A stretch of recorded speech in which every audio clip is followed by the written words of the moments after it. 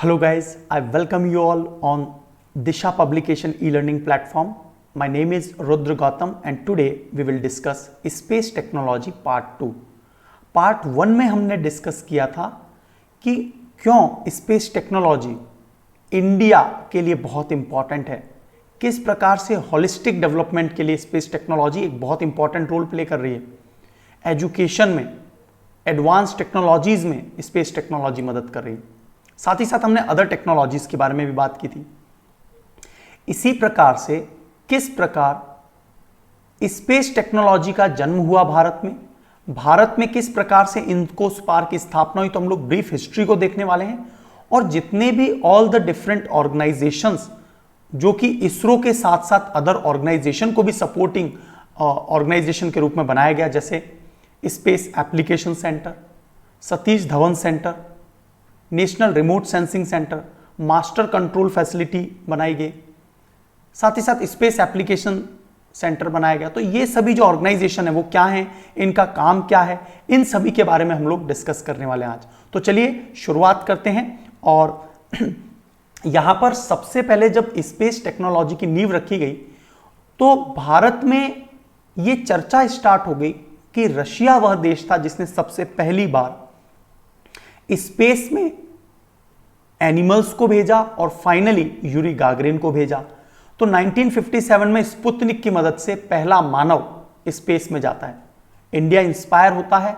USSR Bharat का उस समय तात्कालिक समय कंटेम्परेरी इंडियन फ्रेंडली नेशंस में से एक था। तो इनकोस्पार की सबसे पहले उसको देखते हुए इसकी स्थापना की गई, इनकोस्पार, जिसकी फुल फॉर्म है the Indian national committee for space research, और इसे 1962 में स्थापित कर दिया जाता है। इसके बाद में डॉक्टर विक्रम साराभाई, जिनकी सिफारिशों के आधार पर इसी इनकोस्पार को इसरो के रूप में गठित कर दिया जाता है, इंडियन स्पेस रिसर्च ऑर्गेनाइजेशन, 1969। अब डॉक्टर विक्रम साराभाई के पद चिन्हों को फॉलो करते हुए प्रोफेसर सतीश धवन, जिन्होंने बहुत इंपॉर्टेंट रोल प्ले किया हमारी स्पेस टेक्नोलॉजी के स्पाइन को मजबूत करने में, तो उन्होंने डिपार्टमेंट ऑफ स्पेस की स्थापना की 1972 में, स्पेस कमेटी की स्थापना की 1972 में, और नेशनल स्पेस प्रोग्राम की स्थापना की। और यह बहुत इंपॉर्टेंट है कि किस प्रकार से हमने सैटेलाइट्स और लॉन्च व्हीकल दोनों में ग्रेजुअली बढ़त प्राप्त की।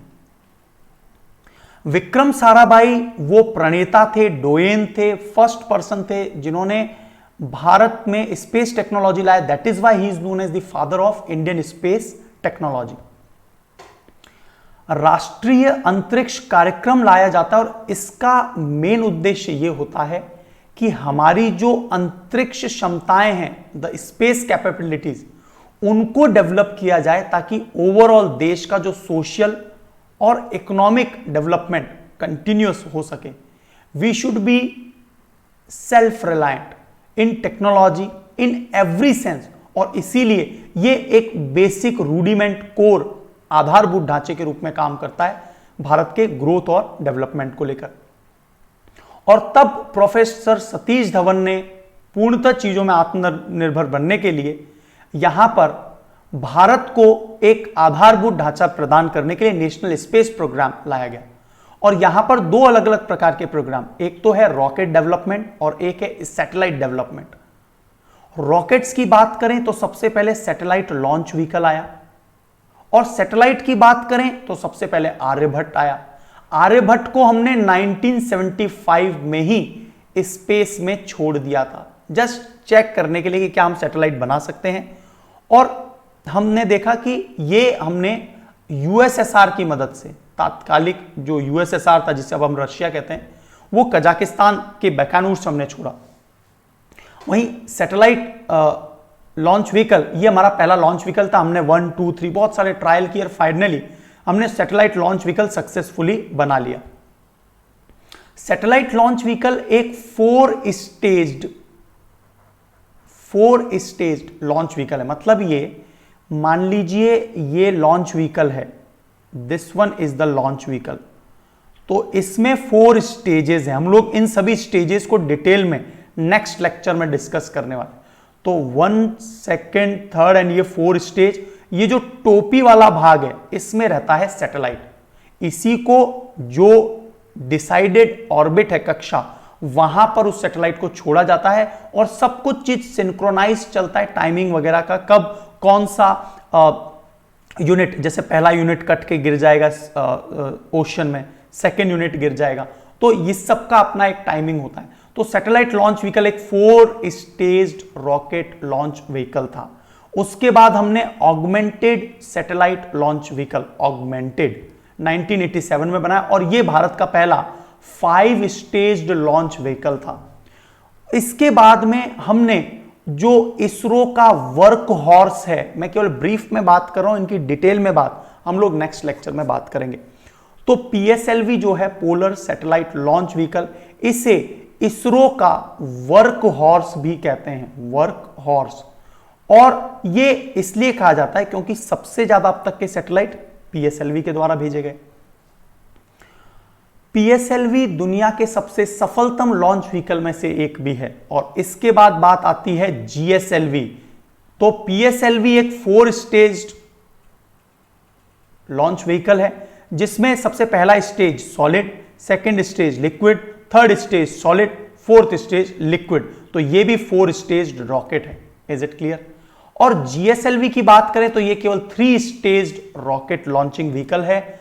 और इसका जो सबसे ऊपर वाला पार्ट है, दैट मींस जो थर्ड, 1, 2 एंड 3, जो टोटल 3 पार्ट हैं इसके, तो ये जो टॉप वाला है ना, तो सबसे बिलो वाला तो है सॉलिड, मिडिल वाला है लिक्विड और ये है क्रायोजेनिक। तो हमने क्रायोजेनिक इंजन पर सफलता, मैंने आपको बताया था कि रिवर्स इंजीनियरिंग की मदद से कुछ सैटेलाइट्स हमने लॉन्च व्हीकल हमने परचेज किए थे रशिया से, और उन्हीं पर रिवर्स इंजीनियरिंग करके हमने पूरी तरह से पता लगाया कि किस प्रकार से क्रायोजेनिक इंजन्स बनाए जाते हैं। क्रायोजेनिक इंजन्स वो होते हैं जिसमें ऑक्सीजन को ऑक्सीडाइजर के रूप में यूज किया जाता है और फ्यूल के रूप में हम लोग हाइड्रोजन को लिक्विफाइड करते हैं और ये एक ईंधन के रूप में काम करता है। और इसे लिक्विफाइड करने के लिए -253 डिग्री सेंटीग्रेड पर, -253 डिग्री सेंटीग्रेड का मतलब समझ रहे होंगे आप, न्यूनतम तापमान पर, आपको पता है ना परम शून्य ताप कितना होता है, -273 डिग्री सेंटीग्रेड। तो बिल्कुल परम शून्य ताप से 20 डिग्री ऊपर इसे लिक्विफाइड किया जाता है और एक चैम्बर में रखा जाता है, क्योंकि लिक्विड हाइड्रोजन जो है उसे बहुत ज्यादा अमाउंट में कैप्चर किया जा सकता है। अदरवाइज आपको पता है कि हाइड्रोजन एक बहुत हल्की गैस है और बहुत ज्यादा स्पेस लेती है। हाइड्रोजन को फ्यूल के रूप में प्रयोग किया जाता है। तो ये थे रॉकेट, राइट। और यहां पर सैटेलाइट की बात करें तो इंडियन रिमोट सेंसिंग सैटेलाइट और इंडियन सैटेलाइट जो बाद में जीसैट बन गया। तो हमने रिमोट सेंसिंग सैटेलाइट वगैरह जो हैं, इनकी मदद से हम लोग पृथ्वी का अध्ययन करते हैं। अब देखिए एक बहुत इंपॉर्टेंट पॉइंट ब्रीफ में मैं आपको बता देता हूं कि मान लीजिए ये पृथ्वी है, तो जो जीसैट होते हैं वो नॉर्मली जीसैट जो है वो कम्युनिकेशन सैटेलाइट माने जाते हैं। तो उन्हें हम लोग 35,786 किलोमीटर पर एक ऐसी कक्षा में लगाते हैं जिसे बोलते हैं जियो स्टेशनरी ऑर्बिट, जहां पर यदि पृथ्वी में यदि भारत के फ्रंट में इंडिया की सरजमी से 35,786 किलोमीटर दूर यदि किसी सैटेलाइट को लगाया गया तो वो हमेशा, पृथ्वी रोटेट होती रहेगी तो वो हमेशा भारत के सामने ही रहेगा। तो what is the reason behind it? क्योंकि इस किलोमीटर पर, इस रेंज पर, 35,786 किलोमीटर रेंज पर आवर्तकाल इन सैटेलाइट्स का 24 आवर्स ही होता है, 24 घंटे। जितने समय में पृथ्वी अपना घूर्णन करती है उतने ही समय में ये पृथ्वी के साथ साथ में घूम रहे होते हैं। और इसीलिए एग्जैक्टली इस कारण कम्युनिकेशन सैटेलाइट के लिए जो सिग्नल्स हैं वो लगातार ट्रांसमिट होते रहते हैं। तो ये तो हो गया इनसेट का एडवांस जीसैट वाला पार्ट।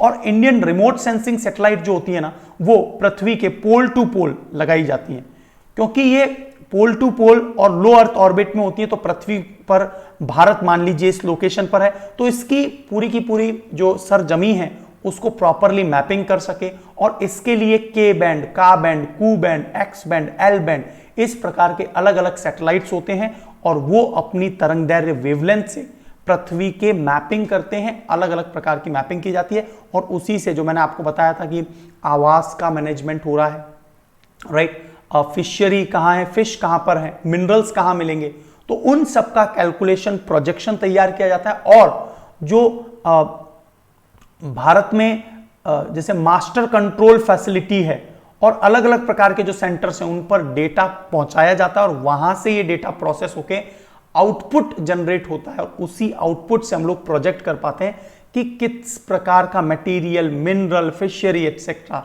मल्टी डायमेंशनल हम लोग अध्ययन कर सकते हैं। यहां तक कि मेट्रोलॉजी को भी, मतलब मौसम विभाग को भी हम लोग, मौसम विभाग जो है इन्हीं सैटेलाइट की मदद से अपना प्रेडिक्शन दे रहा है। जो हम लोग देखते हैं आजकल कि जो साइक्लोन आता है उसका हमें 3, 4 या 5 दिन पहले ही हमें पूरा अंदाजा हो जाता है कि ये साइक्लोन इतने समय पर, इस समय पर टकराएगा। तो ये सब कैलकुलेशन इन्हीं सैटेलाइट्स की मदद से होती है। तो यहां पर विक्रम साराभाई के बाद में प्रोफेसर सतीश धवन ने एक बहुत इंपॉर्टेंट रोल प्ले किया और इसीलिए डॉक्टर विक्रम साराभाई को father of the space technology, Indian space technology कहा जाता है। भारत का जब अंतरिक्ष प्रोग्राम आया तो सबसे पहले हमने स्टेज वाइज काम करना स्टार्ट किया। तो सबसे पहले स्टेजेस ऑफ इंस्टीट्यूशनल डेवलपमेंट, सबसे पहले हमने इंस्टीट्यूशंस बनाए, जैसे मैंने आपको बताया ISRO, right, space application centre, national remote sensing centre, master control facility, है ना, और ठीक है। तो इसके अलावा टेक्नोलॉजी डेमोन्स्ट्रेशन में हमने पीएसएलवी, जीएसएलवी पर टेस्ट किया कि कितना सफल रहेगा। एक समय ऐसा आया कि हम इन दोनों पर पूरी तरह से पकड़ है हमारी इन पर और किसी प्रकार का कोई लूप होल्स, कमी यहां नहीं होती है। तो अब हम लोग क्या आ गए हैं, एक्सपर्टाइज लेवल पर आ गए हैं, विशिष्टता पर आ गए हैं, टेक्नोलॉजी के एक्सपर्टाइजेशन स्टेज में आ गए। और यहां पर PSLV, GSLV, polar satellite launch vehicle, geosynchronous satellite launch vehicle, reusable launch vehicle और हम लोग आदित्य नाम के लॉन्च, रीयूजेबल लॉन्च व्हीकल को भी यूज करने वाले हैं। तो यहां पर पीएसएलवी, जीएसएलवी का एक कंपैरिजन दिया गया है कि जीएसएलवी को तो हम कहते हैं इसरो का बाहुबली, क्योंकि ये सबसे ताकतवर है। लो अर्थ ऑर्बिट में जीएसएलवी 10,000 किलोग्राम वजनी सैटेलाइट को भेज सकता है और जो जियो स्टेशनरी अर्थ ऑर्बिट है, जीईओ कह लीजिए, जियो स्टेशनरी अर्थ ऑर्बिट, जिसे हम लोगों ने 35,786 किलोमीटर बोला था, यहां पर 4,000 किलोग्राम का वजनी सैटेलाइट को भेज सकता है। जबकि जो पीएसएलवी है वो जीईओ में, जियो स्टेशनरी अर्थ ऑर्बिट में 1800 किलोग्राम वजनी सैटेलाइट भेज सकता है। जब हमें हैवी सैटेलाइट भेजने होती हैं तो हम इसकी टोपी में यहां पर रखते हैं उस हैवी सैटेलाइट को, क्योंकि आपने देखा होगा जब भी कोई जीसैट सैटेलाइट भेजी जाती है, कम्युनिकेशन सैटेलाइट, उसका वजन बहुत बड़ा होता है, तो हम लोग जीएसएलवी की मदद से भेजते हैं। और कई बार क्या होता है, 4000 किलोग्राम से ज्यादा वजनी है या नियरली इसके आसपास है, तो हम लोग भारत से ना भेज के फ्रेंच गुयाना के तट से भेजते हैं, है ना, एरियन जो स्पेस एजेंसी है। तो ये इसकी टोपी में साइज कम आएगा क्योंकि इसकी कैपेसिटी कम है। तो भारत का वर्कहॉर्स कहलाता है पीएसएलवी। सबसे सफलतम अब तक का जो लॉन्च व्हीकल है वो पीएसएलवी है, विश्व का सबसे ज्यादा क्रेडिबल, जबकि भारत का बाहुबली से कहा जाता है। आप कंपेयर करेंगे स्पेस एक्स से, जो इलॉन मस्क की कंपनी है स्पेस एक्स, तो आप एक कंपैरिजन कीजिए, देखिए कि इन्होंने पिछले कुछ सालों में ही लगभग 15 to 20 ईयर्स में स्पेस एक्स वगैरह एस्टैब्लिश किया, but what you will see, आज की तारीख में ये 64,000 किलोग्राम वजनी तक सैटेलाइट भेज सकता है। This is a comparison, space x कितना आगे है। इसके अलावा वो रीयूजेबल लॉन्च व्हीकल, जैसे ये लॉन्च सैटेलाइट जाएगा, लॉन्च व्हीकल के ऊपर सैटेलाइट जाएगा, ये ऐसा कैसा लॉन्च व्हीकल वापस जमीन पर उतर सकता है, ये टेक्नोलॉजी आज की तारीख में स्पेस एक्स के पास। तो यहां पर देखिए ये बूस्टर जो हैं, इसमें ये बूस्टर्स कहलाते हैं, ये बूस्टर हैं सॉलिड, ये वाला जो पार्ट है ये है जीएसएलवी का लिक्विड और this part is cryogenic. Cryogenic का मतलब निम्न तापमान पर ईंधन को प्रेशराइज्ड करके रखना। तो भारत के हमने सैटेलाइट लॉन्च व्हीकल के बारे में बात की, it was a 4 stage launch vehicle. ASLV की बात की, एकमात्र 5 स्टेज लॉन्च व्हीकल, और ये अलग अलग इसके अंदर स्ट्रैप ऑन मोटर्स लगी हुई हैं। GSLV सेकंड बना, GSLV थर्ड, ये सबसे ज्यादा ताकतवर है जिसमें 2 स्ट्रैप ऑन मोटर है। ठीक है, तो ये 4000 किलोग्राम का पेलोड लेकर जा सकता है, और ये देख लीजिए लगभग 1800 किलोग्राम का GEO ऑर्बिट में, GEO, राइट। तो आपको यह भी पता होना चाहिए कि एक होता है लियो, फिर होता है मियो, एंड फाइनली जियो। तो जियो में तो हमने बात कर ली है, लगभग ऑन एन एवरेज बात करें तो 36,000 किलोमीटर। मियो में बात करें तो 2000 किलोमीटर से लेकर 20,000 किलोमीटर, ये मीडियम अर्थ ऑर्बिट है, राइट, मीडियम अर्थ ऑर्बिट। इनके सभी के डायग्राम्स हम लोग आने वाली क्लासेस में देखने वाले हैं। तो 2000 से 20,000 किलोमीटर की रेंज मियो कहलाती है, और लो अर्थ ऑर्बिट कहलाता है 2000 किलोमीटर के अंदर अंदर। और लियो में ही जो पृथ्वी के अध्ययन के लिए सैटेलाइट भेजी जाती हैं, रिमोट सेंसिंग सैटेलाइट जो रिमोटली अपना काम करती है सिग्नल्स की मदद से, वो लो अर्थ ऑर्बिट में भेजी जाती हैं, और जीसैट सैटेलाइट को जियो में भेजा जाता है। ठीक है, ये कुछ बेसिक पॉइंट है। और ये आ गया हमारा रीयूजेबल लॉन्च व्हीकल जिस पर हम लोग काम कर रहे हैं। तो ये होगा क्या कि इसकी मदद से सैटेलाइट को ऊपर लगाया जा सकेगा, इसकी आगे वाले पार्ट पर सैटेलाइट होगा, और वापस से ये री एंट्री करेगा, स्प्लैश डाउन हो जाएगा ओशन में। तो हम जितनी बार लॉन्च व्हीकल को फ्लाई करते थे पहले, उतनी बार क्या होता था, ये पूरा का पूरा जो हमने तैयार किया मटेरियल एंड इसका आउटर खोल इत्यादि, वो सब वेस्ट हो जाता था। तो अब क्या होगा, रीयूजेबल लॉन्च व्हीकल को हम लोग कई कई बार यूज कर सकेंगे, 5 मैक की स्पीड पर ही जाएगा। जब हम लोग फर्स्ट चरण की बात करें तो सबसे पहला चरण क्या था, first stage was stages of institutional development. तो सबसे पहले देश में इंस्टीट्यूशन का डेवलपमेंट किया गया डिपार्टमेंट ऑफ स्पेस के द्वारा, स्पेस कमीशन, जो सीधा सीधा प्राइम मिनिस्टर के अंडर कंट्रोल में आता है। तो इसरो मतलब Indian space research organisation, physical research laboratory, national remote sensing agency, right. तो इस प्रकार की अलग अलग एजेंसीज बनाई गई। रीजनल रिमोट सेंसिंग सेंटर्स हैं, सतीश धवन स्पेस सेंटर है,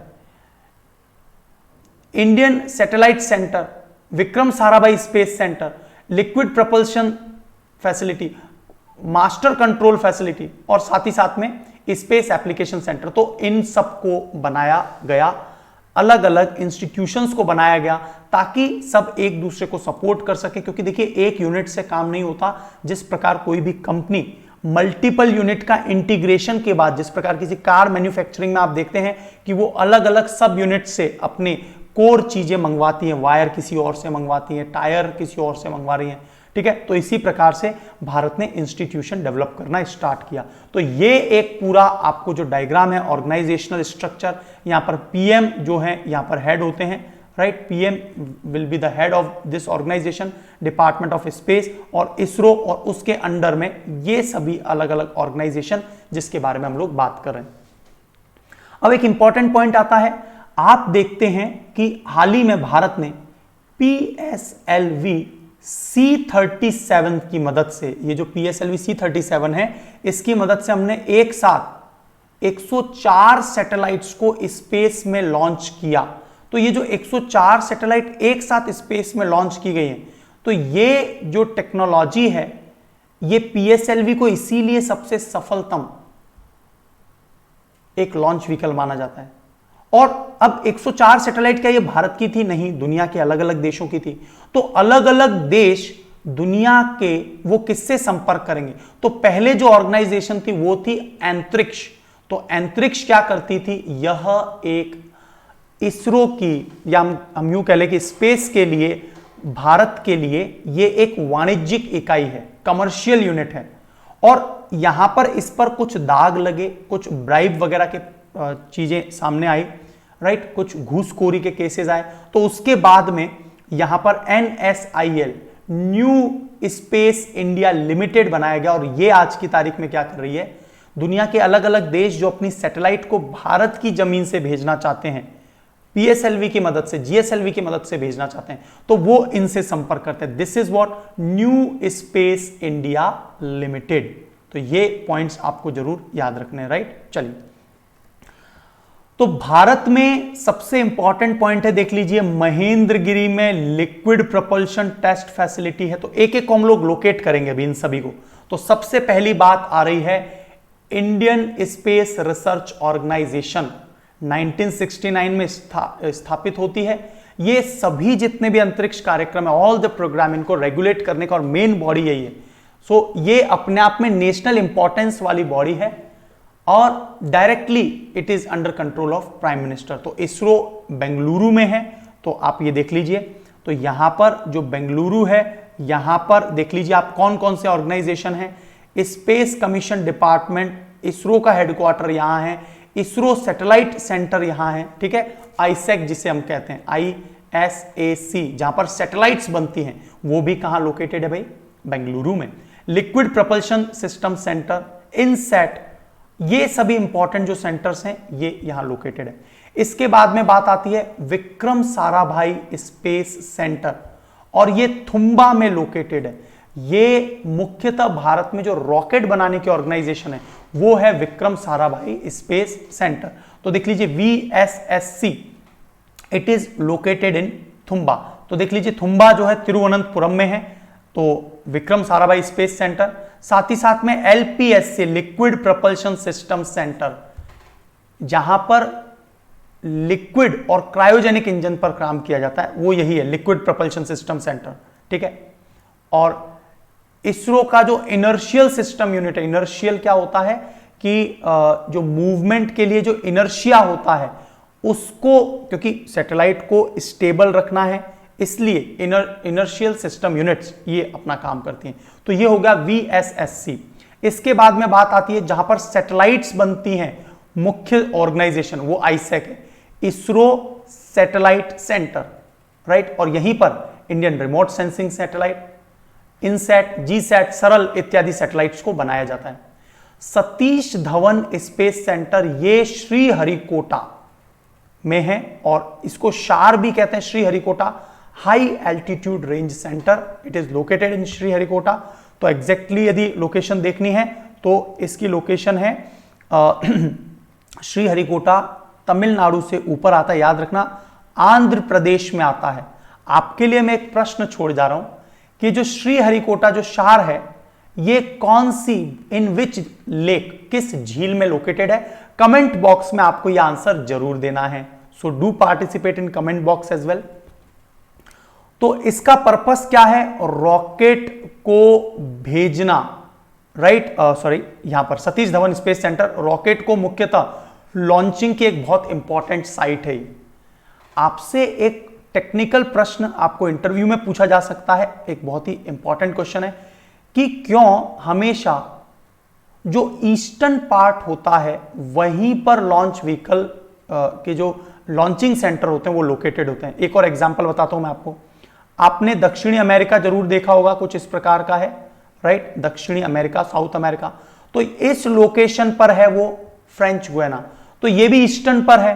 तो ईस्टर्न पर हो और विशाल खुला समुद्र हो, क्योंकि जो अलग अलग स्टेजेस कट के गिरती हैं वो अल्टीमेटली ओशियन में गिरे। और साथ ही साथ ईस्टर्न पार्ट पर इसलिए होता है क्योंकि ईस्ट से जैसे ही स्पेस में ये व्हीकल जाएंगे तो हम एक एंगल पर इसको छोड़ते हैं, क्योंकि पृथ्वी की अपनी स्पीड किस गति से घूमती है? अर्थ rotates on its axis at the speed of 1680 kilometre per hour. तो इनको एक इनिशियल पुश मिल जाता है। यदि अपोजिट दिशा में भेजेंगे तो ये अपने आप में एयर और ये स्पीड उसको डेटर करेगी, उसको रोकेगी। और इसीलिए ईस्टर्न कोस्ट पर और खुला समुद्र हो, ऐसी लोकेशन पर ही हमेशा लॉन्चिंग सेंटर्स रखे जाते हैं। तो Satish Dhawan space centre, space application centre में सारी प्लानिंग्स बनती हैं, साथ ही साथ जो सॉफ्टवेयर वाले पार्ट हैं, रॉकेट सैटेलाइट किस प्रकार किनका सहयोग लिया जाए, सिलेबस, स्पेस स्टडी, ये सब अहमदाबाद में किया जाता है और इसे अहमदाबाद का इसरो भी कहते हैं। मास्टर कंट्रोल फैसिलिटी बहुत इंपॉर्टेंट है, जो कि कर्नाटका के हसन में लोकेटेड है और मध्य प्रदेश के भोपाल में लोकेटेड है। तो पहले ये हसन में था, इसको दोनों जगह ला दिया गया। तो जितने भी जियोस्टैटिक सैटेलाइट्स हैं जो 36,000 किलोमीटर पर लोकेटेड हैं, राइट, जिनमें को मैं कह सकता हूं कि जितने भी सैटेलाइट जो जीसैट हैं, कम्युनिकेशन सैटेलाइट, उन पर कंट्रोल करना, उनके सिग्नल पर कंट्रोल करना, वहां पर किसी प्रकार का कोई डिफेक्ट है उसको कंट्रोल करना, ये मास्टर कंट्रोल फैसिलिटी का काम है। और रही बात एलपीएससी, जिसको मैंने आपको बताया था तिरुवनंतपुरम में लोकेटेड है ये, तो ये भारत में जो लिक्विड प्रपल्शन सिस्टम है, जो क्रायोजेनिक इंजन्स को बनाने की शीर्ष संस्था है, और हमने क्रायोजेनिक इंजन के बारे में बहुत अच्छे से डिस्कस भी कर लिया। तो 5 जनवरी 2014 यहां से हमने क्रायोजेनिक इंजन को मैन्युफैक्चरिंग के रूप में लेकर आ गए। पहले हम लोग रिवर्स इंजीनियरिंग कर रहे थे। तो यहां पर जो एलपीएससी है, जो बेंगलुरु में इसका डिजाइन जो किया जाता है ना, एक बेसिक डिजाइन, किसी भी चीज का पहले प्रोटोटाइप मॉडल बनेगा, जब वो पूरी तरह से मैच्योर स्टेज में आ जाएगा तब उसको एक जनरल मैन्युफैक्चरिंग के लिए, प्रोडक्टिविटी के लिए लाया जाएगा। तो डिजाइन सेंटर है बेंगलुरु, मैन्युफैक्चरिंग सेंटर है इसका तिरुवनंतपुरम, और महेंद्रगिरी में लिक्विड प्रपल्शन टेस्ट फैसिलिटी, यहां पर टेस्ट होता है महेंद्रगिरी में, राइट। तो ये कुछ पॉइंट्स आपको जरूर याद रखने, महेंद्रगिरी में लिक्विड प्रपल्शन टेस्ट फैसिलिटी है। तिरुवनंतपुरम में, थुम्बा में विक्रम साराभाई स्पेस सेंटर तो है ही, साथ में लिक्विड प्रपल्शन सेंटर है, और बेंगलुरु के अंदर जो डिजाइनिंग वाला पार्ट है वो होता है, ठीक है। तो ये आपको कुछ पॉइंट्स जरूर याद रखने। और सबसे इंपॉर्टेंट, जैसे मास्टर कंट्रोल फैसिलिटीज, जो जियोस्टैटिक या फिर जीसैट सैटेलाइट है कम्युनिकेशन, उनको कंट्रोल करने के लिए यहां पर पृथ्वी पर उनके लिए रिमोटली कंट्रोल करने के लिए है, वो सेंटर्स कहलाते हैं master control facility centre. But deep space network, जब भी कभी याद रखना डीप स्पेस शब्द आ जाए, इसका मतलब यह है कि हम लोग हमारे वायुमंडल, पृथ्वी के वायुमंडल एरिया से परे बात कर रहे हैं। मतलब यदि हम लोग मून पर, चंद्रमा पर कोई सैटेलाइट भेजते हैं और उस पर कंट्रोल करना है, जैसे हमने अभी हाल ही में चंद्रयान 2 भेजा था, तो उसको जो कंट्रोल कर रहा था वो डीप स्पेस नेटवर्क डीएनएस कर रहा था। इसके अलावा यदि हम लोग मार्स पर जो है मंगलयान भेजा, मॉम मार्स ऑर्बिटल मिशन, तो उस पर कंट्रोल कर रहे हैं, अगेन डीप स्पेस नेटवर्क काम करेगा।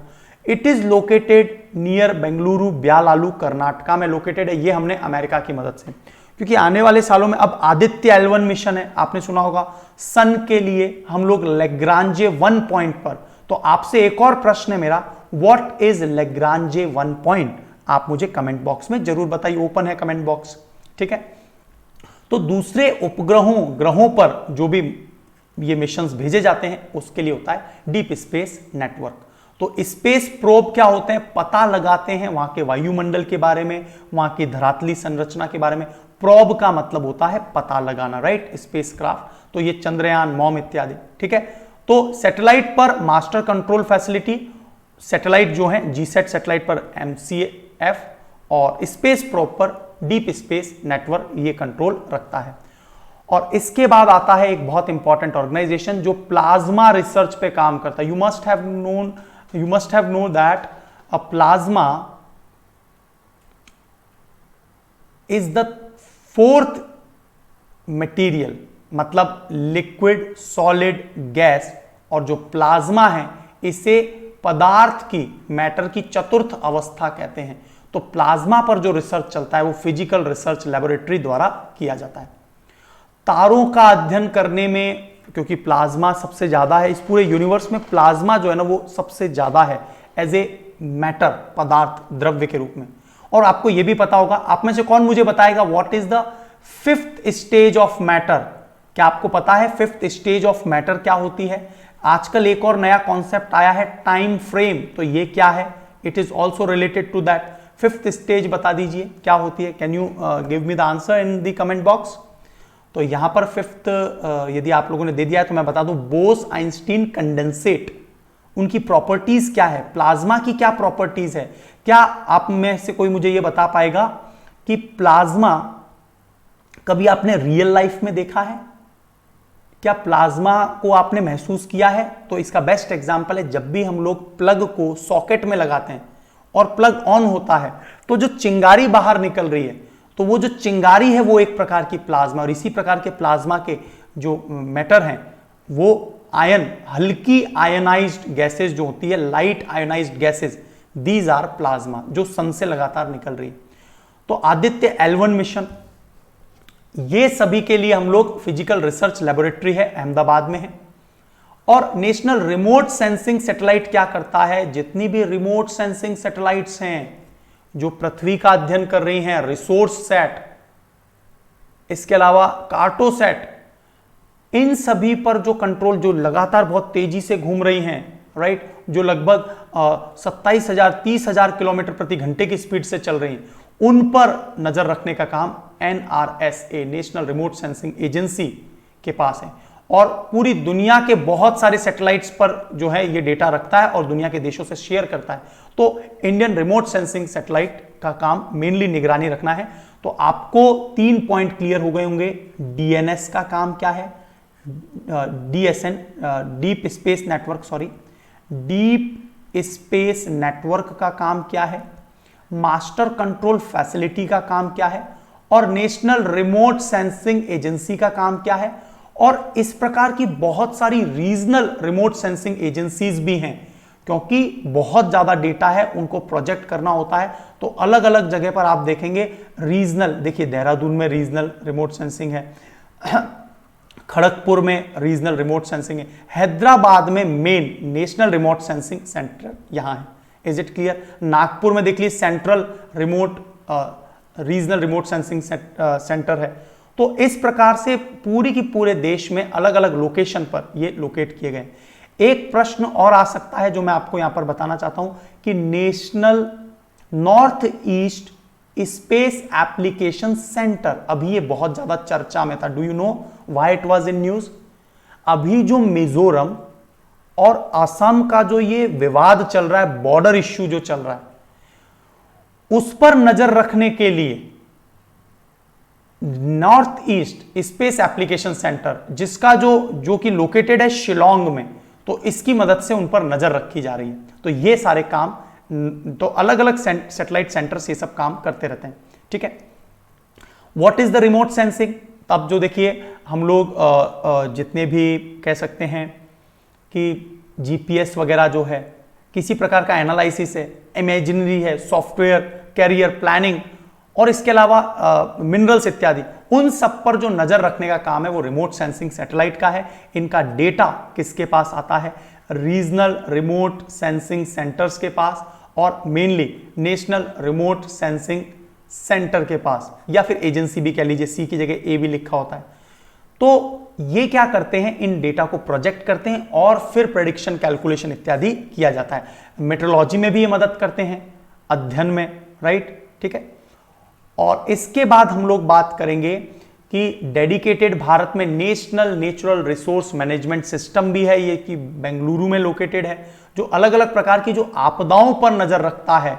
NDRF, national disaster relief force, response force है ना, नेशनल डिजास्टर रिस्पॉन्स फोर्स 2009 में, तो इसे इसके साथ जोड़ दिया गया ताकि उन्हें पहले ही पता चल जाए और they can tackle the situation in the region. So भू प्राकृतिक आपदाओं, क्लाइमेटोलॉजिकल आपदाओं को कंट्रोल करने के लिए national natural resource management system Bengaluru लगाया गया। इसके अलावा देखिए शोभ मंडल, समताप मंडल, ओजोन मंडल जो हैं, उनके ऊपर डेडिकेटेड अध्ययन करने के लिए एक radar facility, national mesosphere, stratosphere, troposphere, क्योंकि यहां पर अलग अलग प्रकार की गैसेज हैं, अलग अलग प्रकार के बैंड का सैटेलाइट चाहिए होता है, तो ये रडार भी लगाया गया है ताकि क्या हो सके, बादल, नमी और एक मल्टी प्रोजेक्टेड अध्ययन किया जा सके होलिस्टिक रूप से वायुमंडल का, कब किस जगह कितनी बरसात, रेनफॉल की संभावना है। और फाइनली आज के जो एंड टॉपिक है वो है ये इनसेट, सैटेलाइट सेपरेशन पॉलिसी, है ना, योजना। सैटेलाइट को सेपरेट किया जाता, मैंने आपको बताया था अलग अलग सैटेलाइट जो हैं उन्हें अलग अलग प्रकार के लॉन्च व्हीकल से छोड़ा जाता है। यदि हैवी सैटेलाइट है GSLV से, एवरेज सैटेलाइट है 1500 किलोग्राम की कोई सैटेलाइट है, नॉर्मली हम लोग PSLV से छोड़ेंगे फिर, राइट। तो अब बात आ रही है कि जब ये पीएसएलवी के 4 स्टेज हैं तो ये कटते भी तो होंगे, तो उसकी जो सेपरेशन कब भाग अलग होगा, किस टाइम पर, कौन से पॉइंट पर, कितने किलोमीटर ऊंचाई पर चला जाएगा तब वो कटेगा, इन सभी का जो अनुसंधान रिसर्च करता है और ऑप्टिमल सबसे बेस्ट टेक्निक क्या होगी उस पर जो काम कर रहा है, यह भी बेंगलुरु में लोकेटेड है सेपरेशन, सैटेलाइट सेपरेशन पॉलिसी। ये याद रखना है आपको, ठीक है।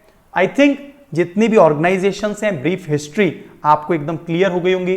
कुछ क्वेश्चंस मैंने आपको दिए हैं वो जरूर करिए, और साथ ही साथ इंस्टीट्यूशनल जो डेवलपमेंट हुआ है उस पर ब्रीफ नोट, एक आप लोग शॉर्ट नोट लिखकर मुझे दे दीजिए, और brief history of space technology.